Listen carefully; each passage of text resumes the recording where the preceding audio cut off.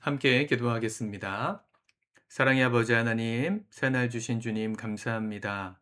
오늘도 은혜 붙들고 이 하루 시작합니다. 우리의 마음속에 임재하셔서 우리들의 작은 신음에도 응답하여 주시고 또 우리 성도들의 모든 사정들을 돌보아 주셔서 모든 필요와 또 체험을 허락하여 주옵소서. 하나님, 건강이 연약한 지체들 많이 있습니다.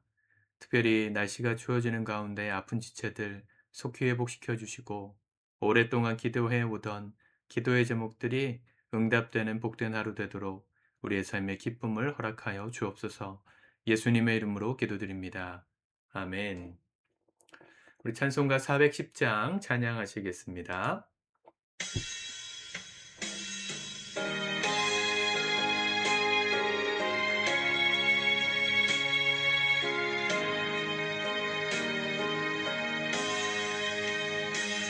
내 맘에 한 노래 있어 나 즐겁게 늘 부르네 이 노래를 부를 때에 큰 평화 임하도다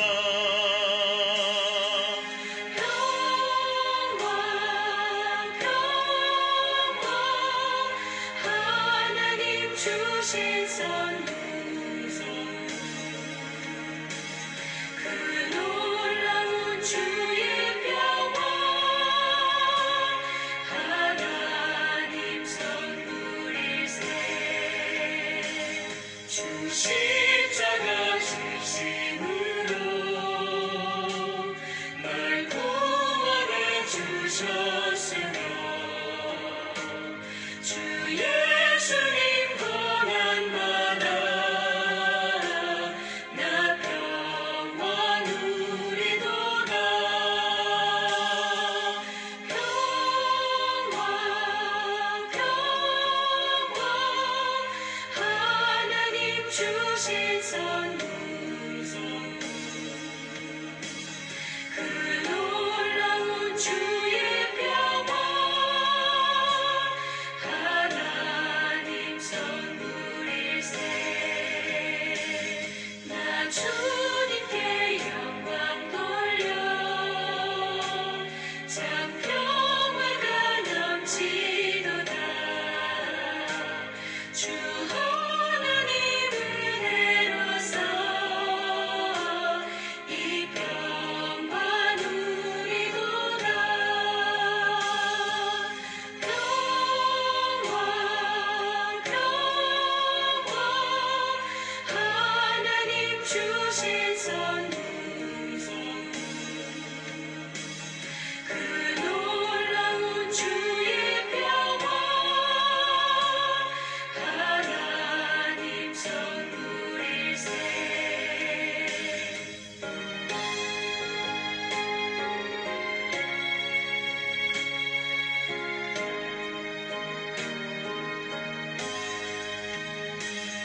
이 평화를 얻으려고 주 앞으로 나갈 때 주 예수님 우리에게 이 평화 주시도다 평화 하나님 주신 선물 그 놀라운 주의 평화 하나님 선물일세. 아멘.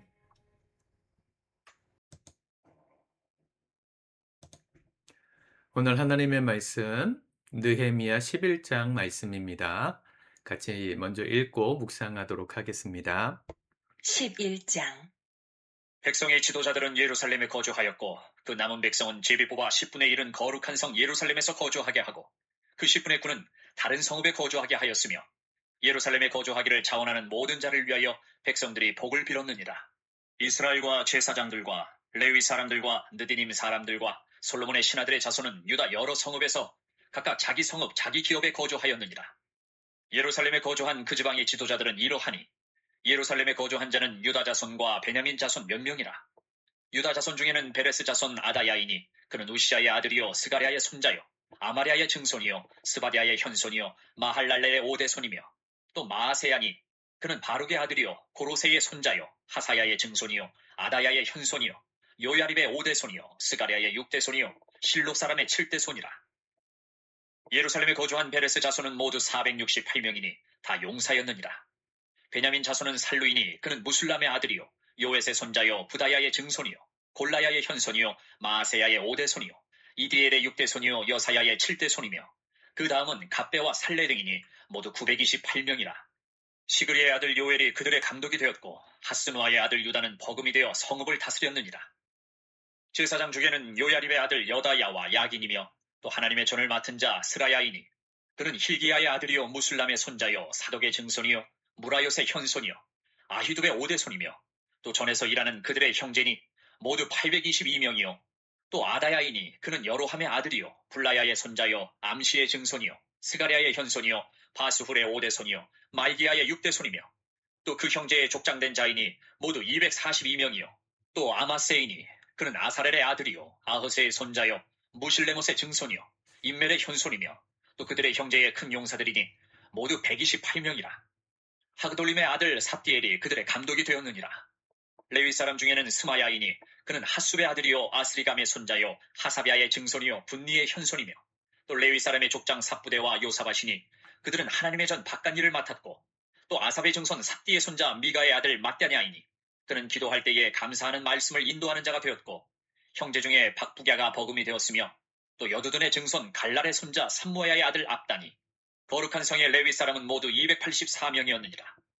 성문지기는 악굽과 달몬과 그 형제이니 모두 172명이며 그 나머지 이스라엘 백성과 제사장과 레위 사람은 유다 모든 성읍에 흩어져 각각 자기 기업에 살았고 느디님 사람은 오벨에 거주하니 시하와 기스바가 그들의 책임자가 되었느니라.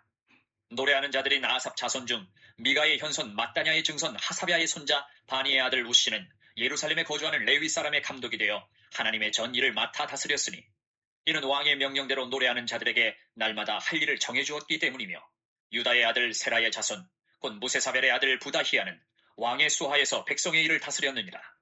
마을과 들로 말하면 유다 자손의 일부는 기럇 아르바와 그 주변 동네들과 디본과 그 주변 동네들과 여갑스엘과 그 마을들에 거주하며 또 예수아와 몰라다와 벳벨렛과 하살수알과 부엘세바와 그 주변 동네들에 거주하며 또 시글락과 무고나와 그 주변 동네들에 거주하며 또 에느림몬과 소라와 야르뭇에 거주하며 또 사노아와 아둘람과 그 마을들과 라기스와 그 들판과 아세가와 그 주변 동네들에 살았으니 그들은 부엘세바에서부터 흰놈의 골짜기까지 장막을 쳤으며 또 베냐민 자손은 게바에서부터 믹마스와 아야와 베델과 그 주변 동네들에 거주하며 아나돗과 높과 아나냐와 하솔과 라마와 기따임과 하딧과 스보임과 느발랏과 로드와 오노와 장인들의 골짜기에 거주하였으며 유다에 있던 레위 사람의 일부는 베냐민과 합하였느니라. 아멘.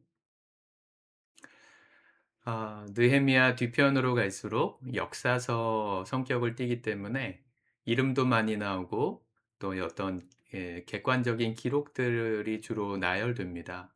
그래서 읽다 보면 자꾸 딴 생각하게 되시죠? 저도 지금 녹화하는 시점이 어제 분량과 더불어서 녹화를 하는데 필그림 하우스에 기도하러 간 주간이에요. 원래는 2박을 하고 3일째 돌아올 예정이었는데 어제 첫날 거의 1시간도 잠을 자지 못하고 몸이 너무 힘들어서 하루 일찍 일정을 땡겨서 돌아왔습니다.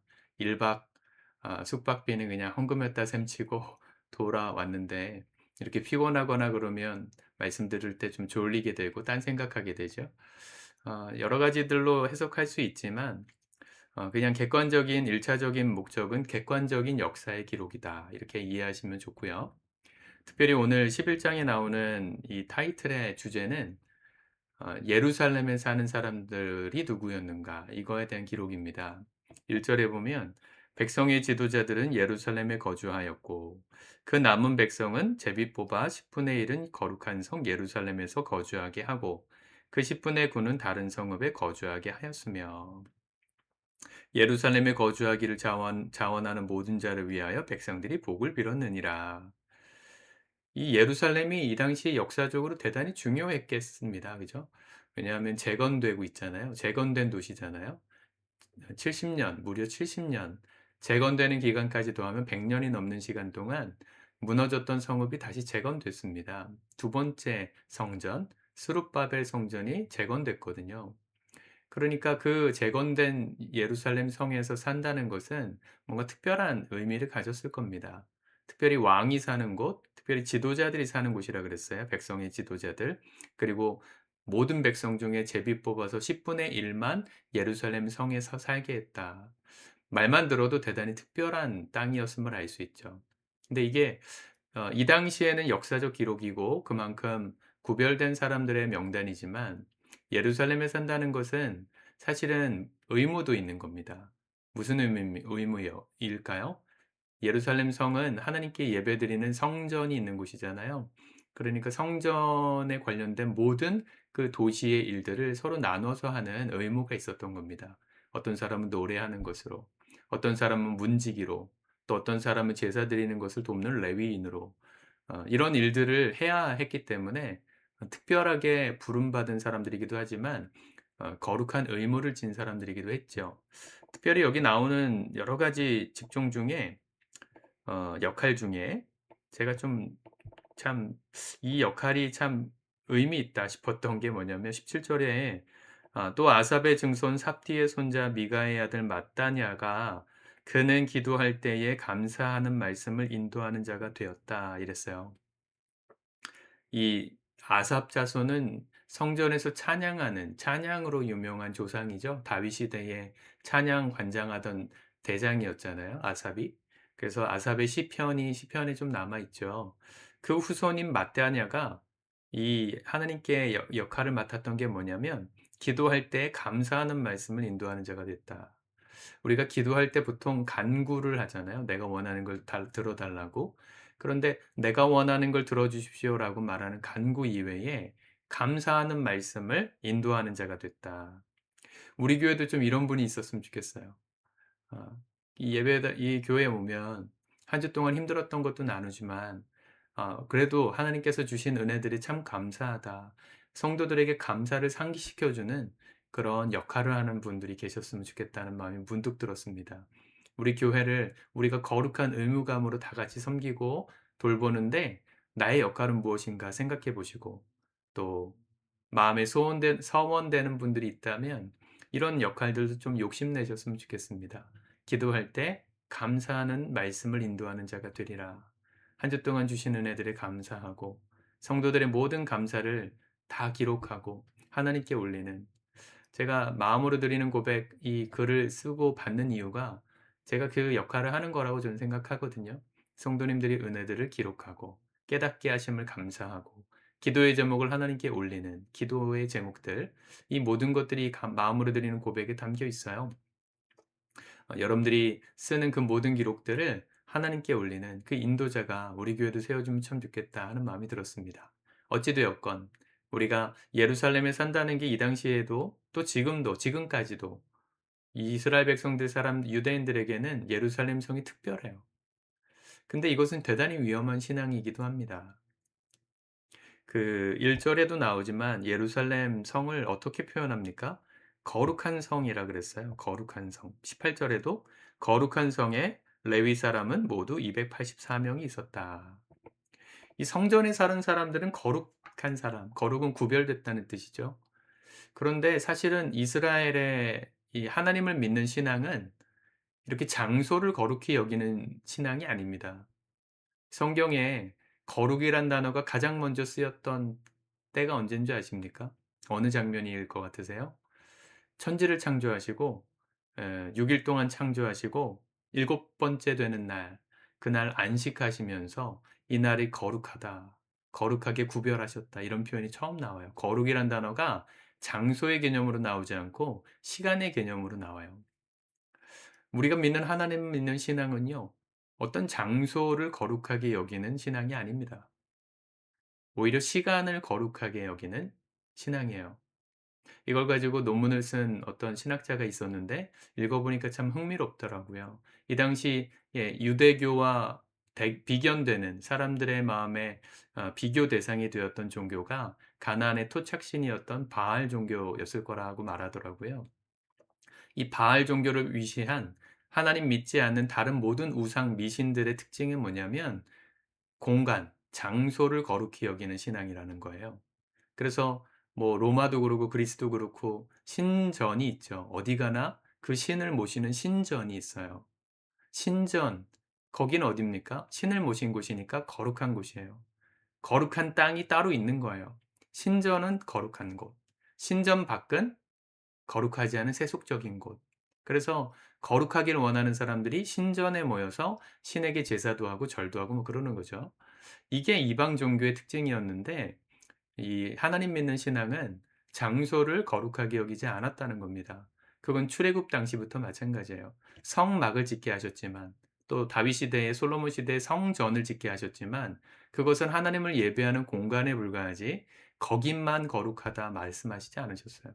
솔로몬이 성전을 짓고 하나님께 감사 기도를 봉헌 예배를 드리면서 뭐라고 기도합니까? 이렇게 화려하고 아름다운 성전을 지었지만 이 성전 안에만 거하실 수 없으신 크고 높으신 하나님이심을 우리가 압니다. 우리가 하나님을 위하여 이 공간을 드렸지만 하나님이 이 공간에 머무르시는 분이 아님을 압니다. 이렇게 고백하거든요. 그 말은 하나님은 공간을 거룩하게 하신 분이 아니라 시간을 거룩하게 쓰기를 원하시는 분이라는 거예요. 근데 이 신앙, 이 바알 종교, 공간을 거룩하게 여기는 신앙은 오늘날까지도 이어져 오고 있습니다. 그렇죠. 어디 지역에 사느냐? 이 땅값은 차별이 많죠. 내가 강남에 살면 대한민국 상위 0.1% 안에 들어가는 비싼 땅에 사는 거예요. 지방에 살면 비교도 안 될 만큼 저렴한 곳에 사는 거죠. 공간은요, 차별이 있어요. 공간의 종교를 믿으면 차별을 강요하게 됩니다. 학군이 어디가 더 좋으냐? 어디가 서울대 많이 보내느냐? 공간을 따져서 아이들이 사는 곳을 정하죠. 현대판 바알 종교라고 할 수 있습니다. 여러분, 공간을 거룩하게 여기는 것은 결코 기독교가 아닙니다. 우리는 공간을 거룩하게 여기지 않아요. 공간을 거룩하게 특별하게 여기는 사람들은 교회에 나올 때만 거룩하기를 바래요. 주일에 거룩하게 교회에 나와서 1시간 앉아 있으면 거긴 거룩한 곳이니까 죄 안 짓고 거기를 딱 벗어나면 거룩하지 않은 세속이니까 내 맘대로 살아도 된다. 이런 마음이 은연중에 있는 것이거든요. 이 마음을 버리셔야 합니다. 예루살렘 사람들도 거룩한 성이라는 이 마음이 은연중에 자리 잡다 보니까 이 바알을 믿는 종교와 똑같아지게 됐어요. 결국 그래서 무너지는 거거든요. 계속해서 신앙의 결단이. 우리 신앙의 목적은 거룩성은 시간에 있습니다. 시간의 거룩성을 믿는 사람들에겐 평등해요. 평등한 공평한 은혜가 있어요. 이해가 되시나요? 아침부터 이런 얘기 들으시면 좀 피곤하신가요? 저도 잠 못 자고 이런 얘기하니까 좀 정리가 안 되게 말하는 것 같아서 죄송하긴 한데 공간의 거룩성을 믿으면 차별이 생기지만 시간은 차별하지 않잖아요. 그쵸? 강남 땅에 사는 사람들은 하루가 48시간이고 저기 거제도에 사는 사람들은 하루가 12시간입니까? 아니잖아요. 똑같이 하루는 누구에게나 24시간이에요. 그래서 하나님은 우리가 시간이 거룩하기를 원하세요. 시간의 거룩성을 인지하기를 원하세요. 그 말은 우리가 어느 공간에 있든지 상관없이 공평하게 주어진 24시간의 시간을 거룩하게 쓰기를 원하신다는 겁니다. 시간의 거룩성을 정말 믿으면 시간을 거룩하게 만드신 하나님을 정말로 믿으면 우리가 어디에 있든지 거룩하기를 힘쓸 수 있어요. 예루살렘 성에 살든 그 주변에 살든 상관없이 내가 하나님께서 주신 이 거룩한 시간 내가 아끼며 살리라. 그래서 에베소 말씀에서 사도 바울이 말하잖아요. 어, 세월을 아끼라. 때가 악하니라 그러잖아요. 이 세월을 아끼라. 원어에서는 시간을 구원하라 이런 뜻이에요. 시간 똑같이 주어진 24시간을 거룩하게 구별하여서 하나님께 날마다 구원할 때, 하나님께 드리며 살 때, 주를 위하여 살 때 내가 어느 공간에 있든지 상관없이 우리의 삶이 거룩해진다는 것입니다. 오늘 하루를 살아가는 여러분들에게 내가 어느 자리에 있는지도 중요하겠지만 그것보다 더 중요한 시간의 거룩성을 인지하며 사는 지혜가 있길 바랍니다. 매 순간 어떤 순간도 나에게 허투루 주어진 시간 없다. 차별되게 주어진 시간 없다. 아낌없이 오늘 하루 후회 없이 주 앞에 거룩하게 시간을 구별하여서 하나님 기뻐하시는 인생을 살아가리라. 이런 참된 믿음이 저와 여러분들에게 생겨날 수 있기를 축복합니다. 오늘 말씀 붙들고 좀 더 묵상하시면 좋겠고요. 오늘 하루도 승리하시는 저와 여러분들 되기를 바랍니다. 기도하겠습니다. 주님 감사합니다. 주의 말씀 오늘도 우리에게 진리임을 믿습니다. 우리가 어디에 있든지 거룩하게 살게 하소서. 교회에 있을 때만 또 눈에 보이는 사람들이 있는 자리에서만 거룩함이 아니라 아무도 없는 자리, 또 교회가 아닌 그 어느 자리에서도 우리에게 주신 시간의 공평함을 믿고 거룩성을 믿기에 매 순간 진실하고 거룩하게 하나님을 위하여 아낌없이 후회 없이 미련 없이 주님 위하여 시간 아낌없이 쓰는 지혜롭고 복된 진짜 성도들 다 될 수 있도록 오늘 우리의 삶 속에 동행하여 주옵소서. 예수님의 이름으로 기도드립니다. 아멘.